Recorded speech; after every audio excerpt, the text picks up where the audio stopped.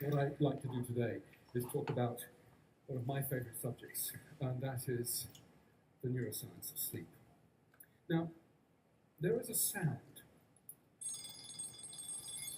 It worked. a sound that is desperately familiar to most of us, and of course it's the sound of the alarm clock. And what that truly ghastly, awful sound does is stop the single most important behavioural experience that we have, and that's sleep. If you're an average sort of person, 36% of your life will be spent asleep, which means that if you live to 90, then 32 years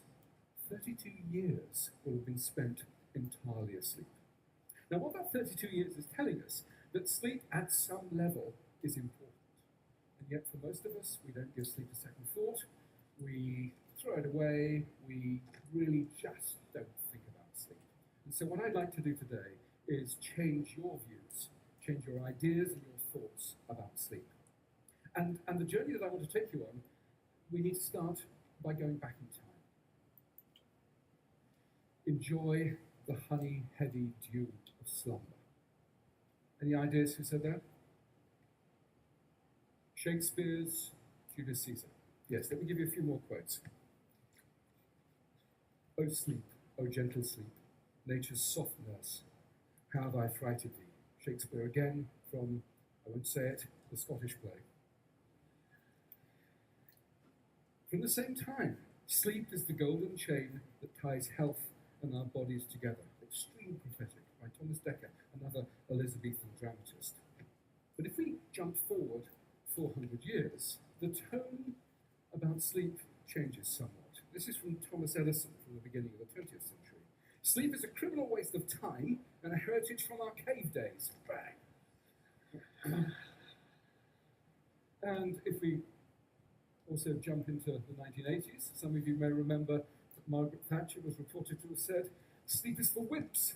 And of course, the infamous, what was his name? The infamous Gordon Gekko from Wall Street said, money never sleeps. What do we do in the 20th century about sleep?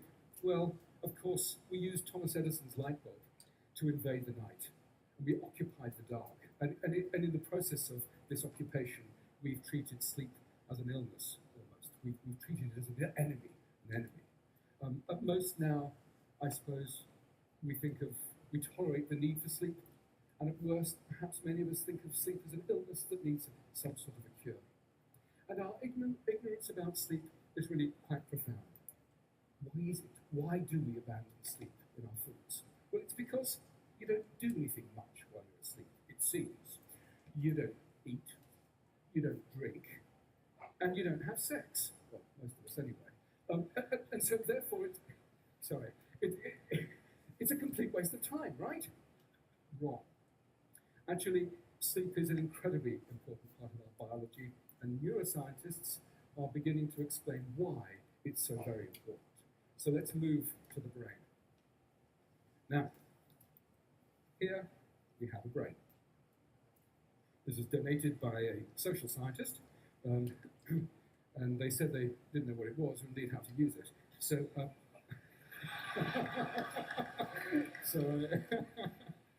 so I borrowed it.